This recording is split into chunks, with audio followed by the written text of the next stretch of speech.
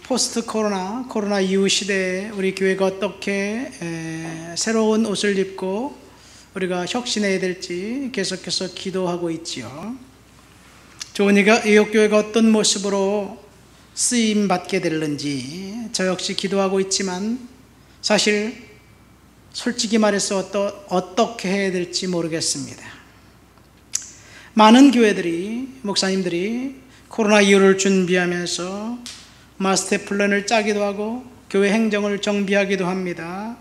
거기에 맞춰서 목회자들을 고용하기도 하지만 저는 솔직히 우리 교회는 어떻게 해야 될지 모르겠어요. 다만 이 상태로는 안 된다는 것과 새로운 옷을 입어야 된다는 그 방향만 잡고 있습니다. 그래서 저는 오늘부터 몇 주간 설교를 통해서 포스트 코로나 시대의 교회라는 주제로 한번 설교하면서 신약 성경에서 예수님께서 디자인해 놓으신 교회의 모습, 그 모습을 통해서 하나님이 저와 여러분들에게 요구하는 것이 무엇인지 우리 성도들이 함께 고민하면서 전략을 짜고 함께 시도해 보겠다, 그런 생각을 하면서 몇 주간에 걸쳐서 동일한 주제로 설교하려고 합니다. 이 고민에 대한 첫 번째 이야기는 코로나 이후 시대의 교회 역시 십자가로부터 시작된다는 이야기입니다. 예수 그리스도께서 달리신 십자가, 그 십자가가 바로 교회의 시작이었습니다. 십자가는 죽음을 말하고 십자가는 사망을 말하고 사망은 끝입니다. 사람들은 그렇게 생각하는데 성경 오늘 본문을 통해서 하나님께서 저와 여러분들에게 알려주신 것은 십자가는 죽음이지만 죽음 이후 끝이 아니라 다시 시작이라는 말씀입니다. 죽음은 부활이고 부활은 다시 시작입니다.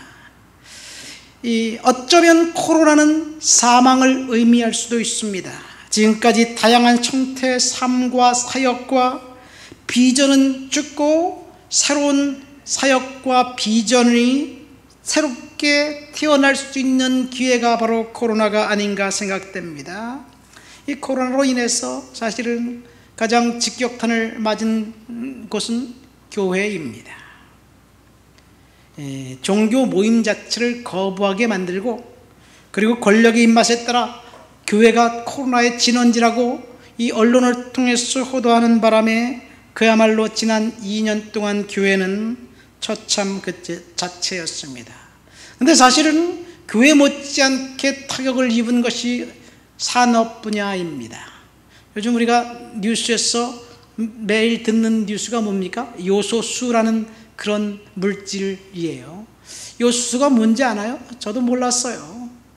그런데 우리가 알지도 못하는 요소수라는 제품 때문에 혼란이 가중되어 택배, 화물차, 소방차, 구급차, 심지어 버스까지 이제 서고 물류 대란이 일어나서 우리 사회가 이제 완전히 마비될 수 있다는 이야기입니다. 이 요소수는 석탄의 부산물입니다. 석탄에서 뽑아낸 그 요소의 증류수를 첨가한 게 요소수래요. 그 요소수를 디젤 자동차에 넣으면 발암물질 중에 산화물의 질소와 물로 분리해서 발암물질을 배출하지 않는다고 합니다. 근데 문제는 이 요소수의 97%를 중국에서 수입하고 중국에서 수출을 규제하자 우리가 그대로 직격탄을 맞은 거지요. 사실 그 요소수 문제는 코로나 때문에 시작되었습니다. 코로나의 진원지가 중국이라고 이 호주에서 책임져라 그렇게 이야기하니까 중국에서 발끈하고 호주의 이 포도주와 소고기와 석탄 수입을 금지시켜 버렸어요. 그건 좋은데 석탄을 수입을 금지하니까 갑자기 중국의 화력발전소 발전할 수가 없게 된 거예요. 그래서 중국에 지금 전기 생산이 둔화되면서 공장이 멈춰서고 요소수가 생산이 안 되니까 중국에서 결국 요소수 수출을 금하고 자국 내 안전을 시켰습니다. 이 코로나 때문에 변화된 거예요. 사실 우리나라에 보면 지금 우리는 이 원자력 발전소의 위험을 인식하고 원전을 폐기하고 청정에너지로 국민의 삶의 질을 그리고 안전을 도모하겠다는 그런 슬로건 아래 원자력을 이제 폐기 수순에 들어갔습니다. 근데 가만히 생각해 보면 중국의 원자료가 지금 51개가 있습니다. 그리고 앞으로 15년간 150개를 더 만든다고 해요. 근데 그 중국에 있는 원자력 발전소들은 대부분 우리나라 서해 근처, 중국으로 보면 동해죠, 황해 근처에 집중되어 있습니다. 만약 중국의 원자력 발전소가 문제가 생기면 3시간 안에 수도권과 인천, 그 다음에 대한민국 전체는 3시간 안에 위험 지역으로 금방 변화될 거예요. 우리나라 원자력 발전소가 문제가 생겼다 그러면 사실은 우리 아는 문제가 그렇게 많지 않아요. 물론 문제가 있지만 이 지구 자전 방향에 따라서 태평양으로 원전 폐기물들은 흘러가는 거예요. 어쨌든 이 코로나는 이미 재앙이 시작되었습니다. 그래서 지금 힘들고 어려운 상황입니다. 어쩌면 예수님께서 십자가에서 사망하신 그 사건과 코로나의 재앙 오버랩되는 것 같기도 합니다. 예수님께서 십자가에 달려 돌아가신 그 사건은 사실은 창조의 시작이고 축복의 시작이듯이 저와 여러분들이 코로나를 통해서 어렵고 힘든 일을 겪지만 하나님께서 저와 여러분들에게 새 출발의 기회로 주셨다는 사실을 믿음으로 갖고 사시기를 예수님의 이름으로 축원드립니다. 그런 의미에서 우리가 지금 겪고 있는 혼돈과 혼란, 뼈를 깎는 아픔, 저주 같은 그런 상황들, 이런 상황들, 그래서 혼돈 속에 있지만 믿음을 갖고 살아가는 사람들, 저와 여러분들에게는 그 혼돈이 하나님께서 축복의 기회를 만드실 줄을 믿습니다. 그래서 이 혼돈은 또 다른 의미의 희망이고 소망입니다. 우리가 읽은 본문에 보면 예수님께서 십자가에서 운명하셨습니다. 십자가에서 운명하신 상황, 그때 그 상황을 한번 볼까요? 예수님께서 잡히시기 전날 밤 제자들과 함께 마지막 식사를 하셨습니다. 그 마지막 식사 장면이 결국은 교회에서 행하는 성찬식, 성례식의 이제 그 성스러운 행사가 됩니다.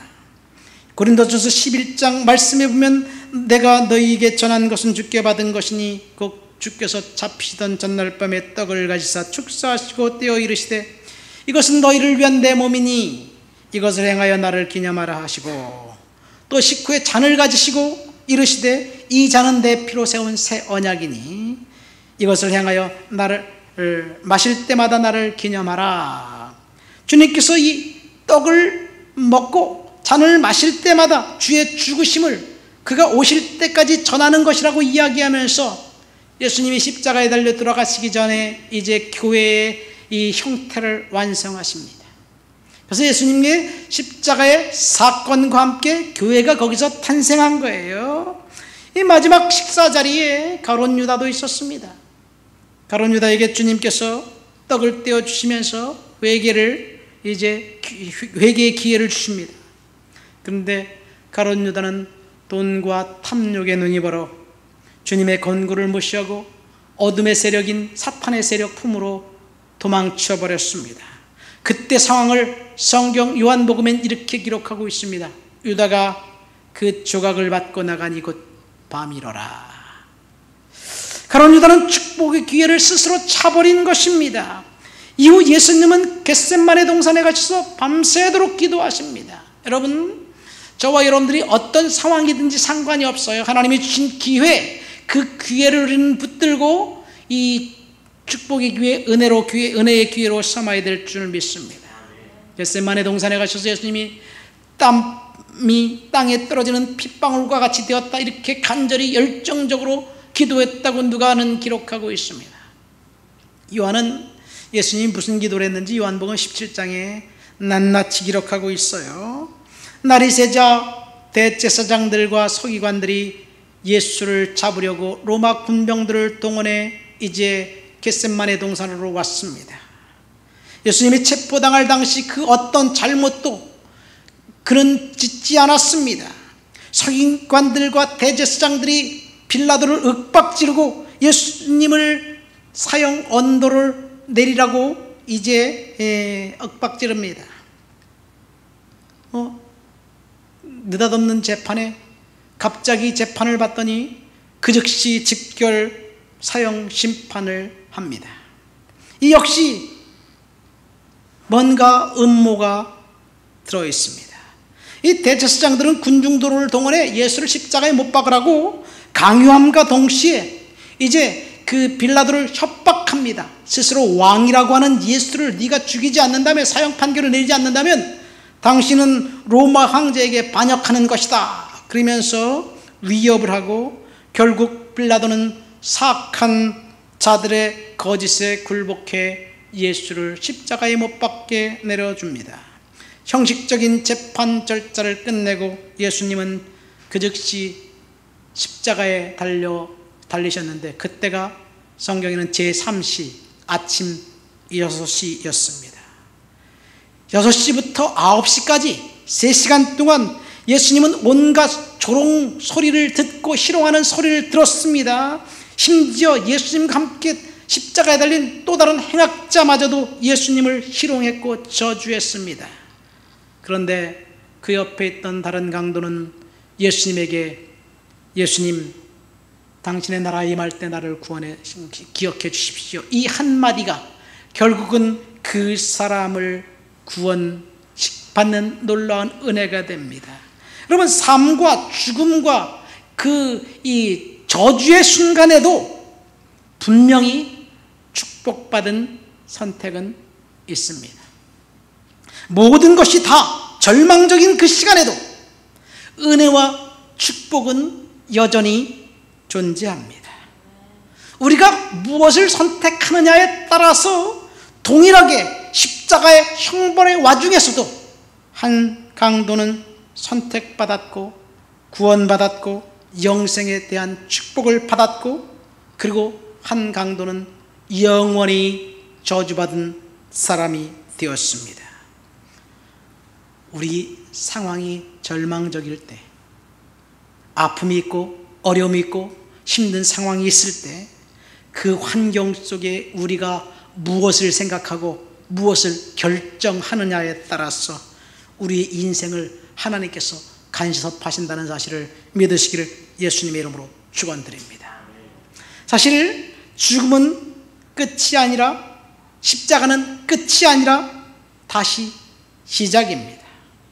오늘 우리는 십자가는 다시 시작이라는 제목을 가지고 포스트 코로나 이후 우리 교회가 어떤 옷을 입고 혁신적으로 교회의 모습을 우리가 지켜나갈 것인가, 이것을 생각해보고 있어요.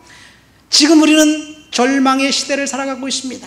마치 예수님이 십자가에 달려서 돌아가신 것과 같은 그런 낙심과 절망이 우리를 집어삼키고 있는 그런 시대입니다.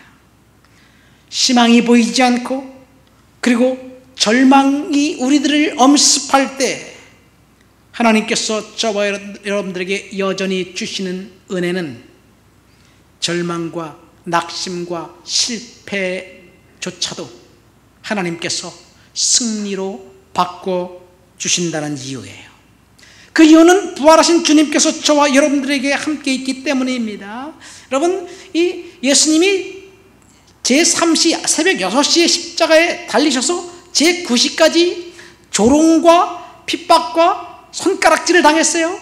그리고 로마 군병들이 창으로 찌르고 그 다음에 신포도주를 입에다 먹이고, 예수님은 3시간 동안 조롱당하면서도 끝끝이 그 자리에 계셨던 것은 그들 중에도 누군가 은혜가 필요한 사람 은혜로 회복시켜 주시기 위한 하나님의 작정입니다. 그래서 한편 강도가 구원받았습니다. 그런데 딱 시간이 지났어요. 6시부터 9시까지, 아침 9시부터 12시까지 3시간 동안 갑자기 흑암이 임합니다. 어둠이 임합니다. 모든 상황이 달라졌습니다. 사악한 자들의 의도대로 일이 이제는 더 이상 진행되지 않습니다. 어둠이 임했다는 말은 더 이상 사악한 자들이 예수를 조롱할 기회를 주지 않고 하나님께서 강력하게 간섭하실 시간이 되었다는 이야기입니다. 다른 말로 말하면 그 어둠이 임했다는 말은 하나님께서 주신 은혜의 시간이 끝나고 심판의 시간이 돌아왔다는 이야기입니다. 어둠이 임하기 전까지는 조롱하던 사람들도 조롱을 멈추고 주님 앞에 자신의 죄를 고백하면 하나님이 용서해 주셨는데, 이제 어둠이 임하자 더 이상 하나님께서 사악한 그 사람들에게 은혜를 베풀지 않습니다. 회개의 시간, 잘못을 만회할 시간, 그 시간이 지났다는 이야기예요. 우리에게 주어진 허용된 시간, 그 시간 안에 하나님의 은혜 가운데서 우리가 살아야지. 그 시간을 넘기면 이제는 멸망과 저주와 심판뿐이라는 이야기를 우리는 알 수 있습니다. 기록에 의하면 십자가에 달린 사람은 십자가에서 달려서 그 고통 때문에 죽는 것이 아니라, 피를 많이 흘렸기 때문에 죽는 것이 아니라 이 호흡 곤란으로 죽는데요. 이 팔과 다리에 십자가 못을 막아놓으니까 시체가 그 육신이 축 늘어져서 아픔을 견디면서 서서히 호흡 곤란으로 죽어간다는 이야기예요. 그것도 이틀 동안 약 48시간 동안 생존하다가 그렇게 서서히 죽어간답니다. 유대인들의 전승에 의하면 십자가는 저주입니다. 십자가에 달린 사람은 저주예요. 그래서 안식일이 되기 전에 십자가의 저주는 없어야 됩니다.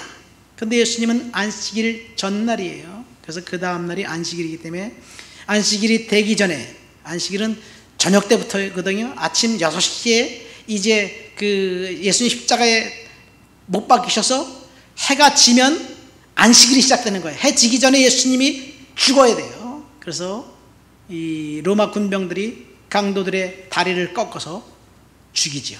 그러나 예수님은 그 이전에 이미 운명하셨습니다. 안식일 저주, 십자가의 저주를 예수님께서 사신 것입니다. 우리를 위해서 죽임당한 그 예수께서 우리가 감당해야 될 저주까지 다 안고 가셨다는 것. 그래서 십자가가 시작입니다. 십자가는 사망이고 저주였지만 하나님은 그것을 바꾸셨습니다. 저주를 축복으로 바꾸신 하나님의 은혜가 오늘 저와 여러분들에게도 동일하게 임할 줄을 믿습니다. 우리는 은혜 아래 사는 사람들입니다. 그렇죠? 우리가 은혜 안에 살 때 온갖 힘들고 어려운 일들이 우리들에게 싹싹 비켜가는 것이 아니에요. 그 은혜 아래 사는 사람들이 겪는 역경과 어려움은 하나님이 훈련하시는 거예요. 그렇지만 우리가 그 훈련 때문에 결코 사망과 멸망과 저주는 우리를 넘어뜨릴 수가 없습니다. 때가 되면 하나님께서 회복시켜 주실 거예요. 우리는 그 고난의 시간, 고통의 시간, 하나님이 때가 될 때까지 기다리는 것 굉장히 중요합니다. 기다려야만 합니다. 저는 20대 초반에 제 인생은 정말 불행하다고 생각을 했어요. 내 꿈은 있는데 환경은 나를 받아주지 않았습니다. 나는 신학교 가서 목사가 되고 싶었는데, 그런데 나는 환경이 그렇지가 못해요. 우리 아버지가 고등학교 2학년 때 목사가 되는데 개척교회를 하고, 그 다음에 우리 집에는 그 수입이 없어서 먹을 게 없었어요. 근데 제가 6남매의 장남이잖아요. 그래서 일을 했어요. 월급 받으면 한 푼도 쓰지 않고 부모님께 갖다 줬는데, 쌀은 정부미, 냄새나는 정부미. 젊은 사람들은 모를 거예요. 그런 걸 먹었습니다. 목사들이 모이면요, 대부분 이런 얘기를 해요. 목사님 어떻게 해서 목사가 되셨습니까? 80%, 90% 사람들은, 목사님들은 그렇게 대답해요. 나는 목사가 되고 싶지 않았는데 하나님이 나를 부르셔서 할 수 없이 목사가 됐어요. 목사가 안 되려고 뺀질뺀질 거부하다가 사업도 망하고, 그 다음에 잘 되던 일도 안 되고 쫄딱 망해서 결국 신학교 갈 수밖에 없어요. 이렇게 말하는 사람들 많이 있어요. 저는 이런 얘기를 들을 때마다 화가 나요. 물론 그분들은 또 나름대로 그런 목사가 되기 위해서 하나님이 불렀다는 것을 강조하기 위해서 그렇게 말하겠지만, 목사가 되기 싫으면 목사 안 되면 되지 뭐. 근데 사실은 저는요, 어렸을 때부터 목사가 되고 싶었어요. 초등학교 다닐 때, 중학교 다닐 때 부흥회 하면 부흥회 강사 흉내를 내고 내 목소리를 항상 목이 키워가지고 걸걸하고, 주여 믿습니다 막 이러고 돌아다니고 안수한다고 막 그냥 동생도 머리에 손얹고, 고등학교 다닐 때 학생회장 하면서 내가 커서 성인이 되면 목사가 돼야 되겠다, 이런 생각을 했습니다. 그런데 하나님은 제 환경을 열어주지 않았어요. 20살부터 27살 때까지 7년 동안 직장 생활할 수밖에 없었습니다. 물론 가정 형편이 어렵지만 내가 그냥 눈 딱 감고 난 공부하겠어요, 집을 뛰어나가면 될 수도 있겠지만, 이 장남의 책임감이 지금 같았으면 내가 그러지 않았을 것 같아요. 어쨌든 그런데 하나님이 27살 때 나를 신학교에 보내고요, 4년 후에 31살 때 캐나다 유학을 보냈어요. 그리고 37살 때 딱 신학을 시작한 지 10년 후에 캐나다 백인교회에서 목사 안수를 받게 하셨습니다. 정말 지금 생각해보면 기적이에요. 30살 넘어서 유학 가서 영어로 101학점을 공부하고, 물론 목회하면서 또 다르게 공부했지만 그 모든 것이 기적입니다. 중요한 것은 하나님의 때가 있다는 얘기예요. 하나님이 훈련하는 시간, 우리가 하나님 앞에서 그 훈련의 믿음으로 감당해야 될 줄 믿습니다. 십자가는 사망과 저주가 아니라 축복입니다. 우리가 현재 당하는 고통, 주님의 은혜 아래 사는 사람들에게는 그 고통과 그 힘든 상황을 축복으로 바꾸실 것입니다.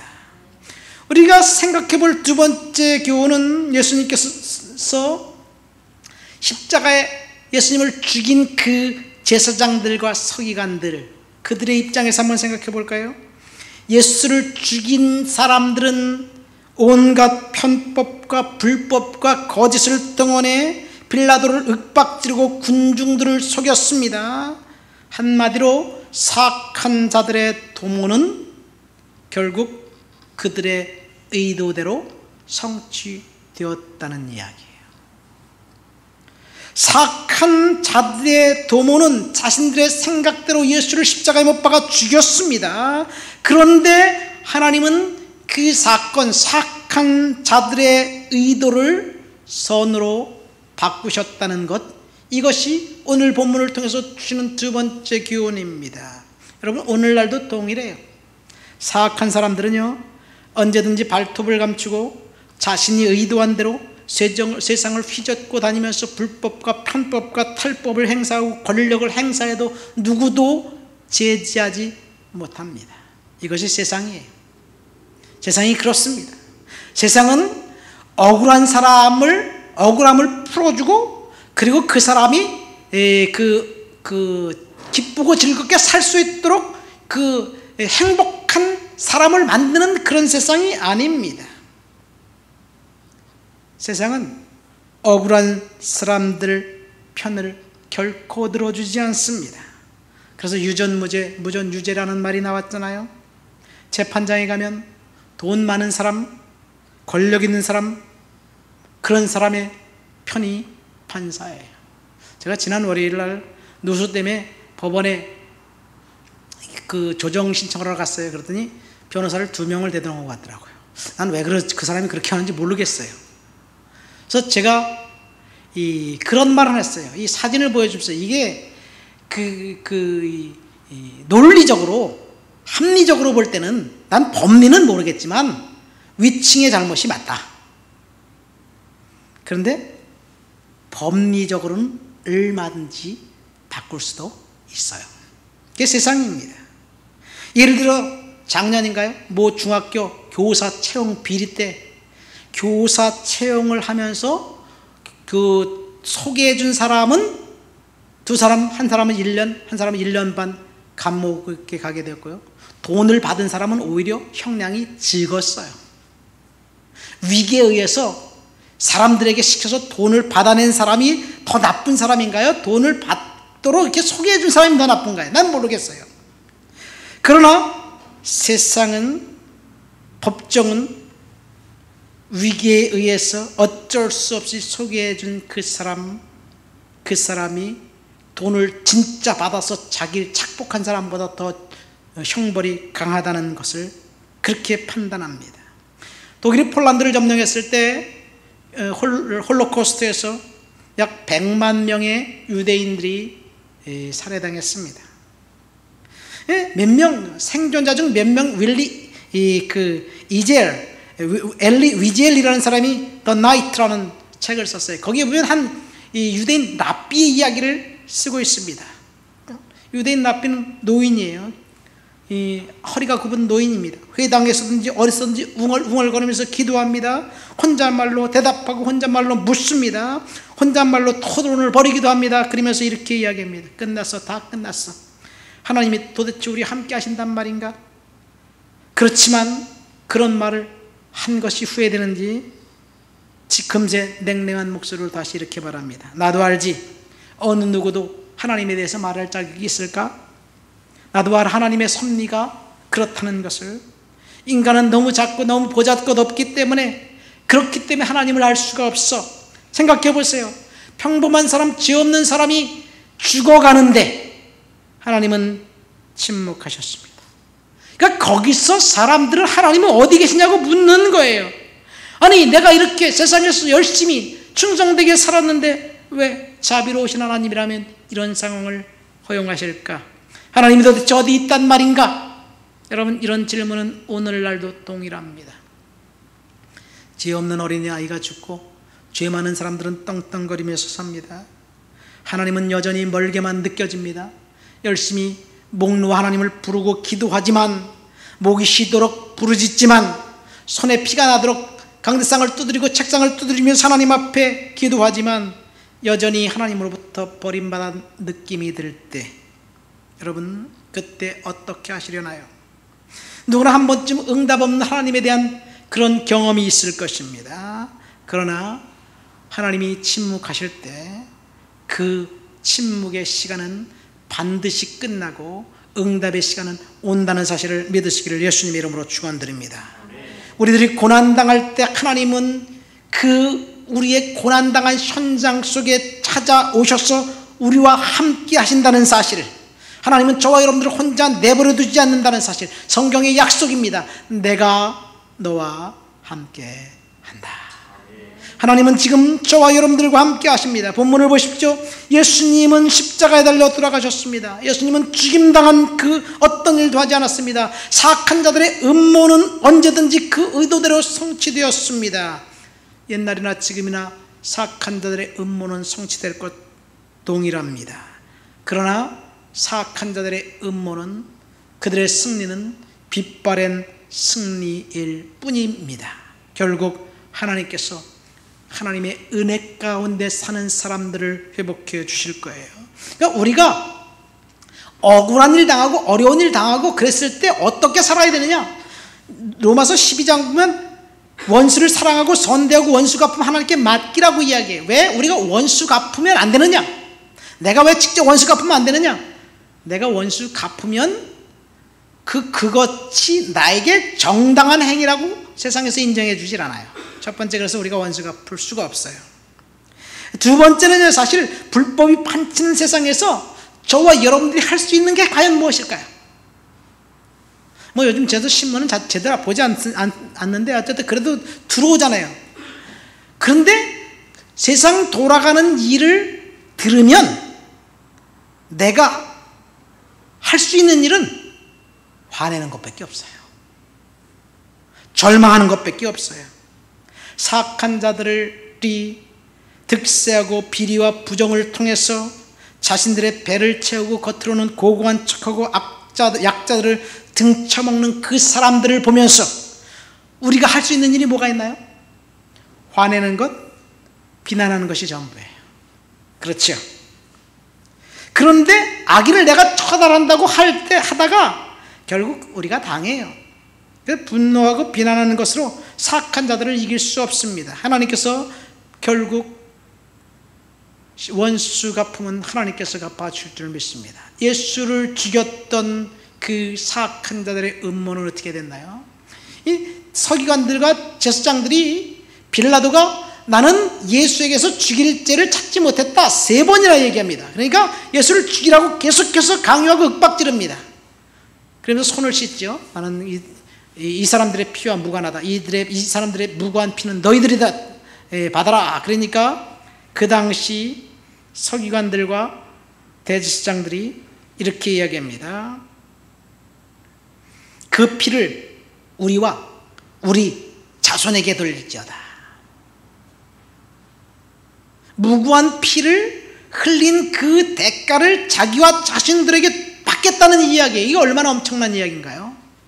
그들이 정당하게 그렇게 주장했는지 몰라도 불과 35년이 지나서 예루살렘은 완전히 멸망당합니다. 마태복음 24장 전쟁이 났을 때 산에 있는 자는 들어가지 말고 이런 얘기가 나오는데 그 AD 70년에 예루살렘이 멸망하면서 그때로 예언이 이루어졌습니다. 그 예언들 때문에 사실 예수 믿는 사람들이 예루살렘에서 다 피해서 살아났어요. AD 70년에 예루살렘이 멸망하고 난 다음에 2000년 동안 유다는 이 땅에서 사라졌습니다. 아까 홀로코스트에서 100만 명 정도가 이 유대인들이 학살당했다고 했는데요. 홀로코스트뿐만 아니라 그 전에 제정 러시아에서도 또 동일한 일이 있었습니다. 러시아에서 그 국왕 알렉산드로 2세가 암살당했는데 그것이 유대인들과 관련이 있다고 러시아에서 조직적으로 유대인들을 찾아서 학살하기 시작했습니다. 그래서 유대인들이 대거 유럽으로 도망갑니다. 이때 이스라엘 건국 이야기에는 은행가 로스차일드라는 사람의 이야기가 나옵니다. 로스차일드라는 은행가 여러분 들어봤을 거예요. 그 사람이 이후에 그 JP 모건이라는 미국의 그 금융회사가 로스차일드 가문에서 난 거예요. 근데 이스라엘 배경에 이 러시아에서 핍박당하고 죽임당하는 그 사람들 때문에 프랑스의 랍비와 러시아의 랍비 애들이 이 에드몽 로스차일드에게 찾아가서 러시아의 참성을 전하고 러시아에 살고 있는 유대인들을 좀 구출해달라고 이야기합니다. 그래서 그 사람이 돈을 들여서 우리가 그거 합시다. 그 돈을 들여서 팔레스타인의 땅을 사요. 지금 이스라엘의 80%의 땅을 에드몽 로스차일드가 사서 결국 거기에 이스라엘이 건국됩니다. 수단과 방법을 가리지 않고 예수를 죽이려고 했던 자들, 그들의 말로는 비참했습니다. 사악한 자들의 음모는 끝났으나 하나님께서 결국 심판하실 거예요. 그리고 하나님께서 악을 선으로 갚으실 것입니다. 마지막 3번째, 예수님이 이제 십자가 앞에서 그 예수님의 십자가를 통해서 여기 보면 십자가의 증인들 3명이 나옵니다. 예수님의 십자가 사건, 그 운명하는 사건을 보고 그들의 인생이 바뀝니다. 첫 번째 증인은 예수를 십자가에 못 박은 로마 군대 백부장입니다. 그는 망나니입니다. 그는 이 부하들을 시켜서 직접 예수를 십자가로 못을 박은 사람이에요. 그리고 예수를 조롱한 사람입니다. 그리고 창으로 찌른 사람입니다. 그런데 예수님이 운명하시는 그 사건을 보면서 그가 뭐라고 고백합니까? 이 사람은 정녕 의인이었다. 예수님께서 십자가에 달려 돌아가시는 그 사건을 통해서 예수님을 거부했던 사람이 주님 앞에 이 신앙 고백의 그 증인으로 바뀝니다. 첫 번째, 십자가 앞에서 회심한 사람입니다. 두 번째 증인은 회색 분자인 아리마대 요셉과 니고데모입니다. 아리마대 요셉과 니고데모는 예수를 따르기를 주저했습니다. 이 아리마대 요셉은 예수님이 운명하셨을 때 그때 딱 한 번 나와요. 사복음서에 다 나옵니다. 빌라도에 가서 예수의 시체를 달라고 이야기하죠. 근데 마태복음에 보면 그는 예수의 제자다라고 기록되어 있습니다. 누가복음에 보면 공회의원으로 하나님의 나라를 기다리는 자라고 기록되어 있습니다. 그가 예수의 제자이긴 하지만 예수님의 다른 제자들처럼 예수님의 지근거리에서 예수님과 앞에 헌신했던 것이 아니라 언제든지 물에 물 탄 듯 술에 술 탄 듯 긴가민가 하서 회색분자 역할을 하고 있었던 사람이면 틀림없습니다. 그런데 십자가의 사건이 그의 인생을 깨우친 거예요. 이제는 더 이상 회색분자가 아니라 완전히 헌신된 주님의 자녀가 된 거예요. 니고데모도 마찬가지입니다. 우리가 읽은 본문에 니고데모는 나와 있잖아요. 그러나 요한복음에 보면 예수님의 사역 초창기에 니고데모가 밤에 예수에게 찾아가죠. 내가 무엇을 해 영생을 얻을 수 있습니까? 그러니까 예수님이 거듭나야 한다. 어떻게 사람이 다시 어머니 뱃속에 들어갔다 나올 수 있겠습니까? 그러니까 네가 영으로 거듭나는 거 모르느냐? 그러면서 니고데모에게 우리가 잘 아는 요한복음 3장 16절 이야기를 해줍니다. 그런데 그는 이 거듭나야 한다는 그 진리가 이해가 안 된 거예요. 그래서 예수님을 떠납니다. 예수님을 좋은 선생님 랍비로 알았지만 예수님을 따르기를 주저합니다. 그 역시 회색분자였습니다. 그런데 예수께서 운명하신 그 후에 아리마대 요셉이 자기의 산 무덤에 예수의 시체를 안치한다 그러니까 이 니고데모가 아리마대 요셉에게 찾아가서 자신의 재산을 털어 예수님의 시체에 향품을 넣어줍니다. 성경에는 예수님에게 기름 부음 받은 사람이 두 명이 남아요. 한 명은 누구예요? 오늘 제가 얘기했지만 니고데모가 예수님의 향품을 부었다는 걸 몰라요, 사람들이. 우리는 다만 예수님의 머리에 순전한 나드 한 그릇을 부은 향료컵을 깬 그 마리아는 잘 알죠. 그렇죠. 그런데 대부분의 사람들은 단 1파운드의 기름만 부은 마리아는 기억하면서 더 많은 75파운드나 되는 막대한 양의 향품을 예수님의 시체에 부은 그 사람은 기억하지 않습니다. 왜 그러냐? 헌신의 타이밍이에요. 마리아는 예수님이 살아계셨을 때 주님 앞에 헌신했고, 니고데모는 회색 분자로 있다가 주님이 돌아가시고 난 다음에 향품을 그 시체에 부었기 때문에 그렇습니다. 저와 여러분들이 어쩌면 주님을 믿는다고 하면서 아리마대 사람 요셉과 니고데모처럼 회색 분자일 수도 있습니다. 그러나 고난이 찾아오고 힘든 일이 찾아왔을 때 하나님께서 저와 여러분들에게 믿음을 다시 깨워줄 줄을 믿습니다. 십자가의 사건이 회색 분자들의 믿음을 일깨워주고 그들의 비전을 다시 회복시켜 주었습니다. 마지막 세 번째 증인은 여성들입니다. 평상시 여성들은 예수를 적극적으로 따랐던 사람입니다. 그런데 그들은 이런 생각을 합니다. 나는 힘이 없어요. 나는 연약해요. 나는 할 수 있는 게 아무것도 없어요. 그래서 그들은 무엇만 했습니까? 예수님 십자가 앞에서 울기만 했어요. 예수님 십자가 앞에서 울기만 하는 것도 잘한 일이죠. 예수님을 열심히 따랐지만 그냥 울기만 하는 것, 그것이 그들의 전부였습니다. 빌라도에게 찾아가 당신 말에 왜 그래? 이런 말 할 수가 없었어요. 군중들이 예수를 십자가에 못 박으라 그럴 때 사람들 향해서 핏대 세워가면서 너희들 그 떡 먹지 않았냐 막 이러면서 반대하지 못했어요. 그냥 군중 심리에 의해서 쭈그리고 있었던 사람들이에요. 그들이 할 수 있는 일은 아무것도 없었어요. 우는 것밖에 없었습니다. 말 한마디 못했던 그런 사람들이었습니다. 스스로 생각하기를 힘이 없고 가진 것이 없고 연약하다고 생각하기 때문에 그렇습니다. 이들은 예수를 따르지만 여전히 패배감에 젖어 있는 사람들, 그런 사람들을 이야기합니다. 여전히 패배감에 젖어 있는 그 사람들에게 십자가 사건이 이제는 실패감, 패배감이 아니라 주님의 완전한 제자로 탈바꿈하게 만듭니다. 그들은 이 십자가 사건을 경험하고 난 다음에 이 부활의 아침에 향품을 가지고 예수님이 누워 계신 그 무덤을 찾아갑니다.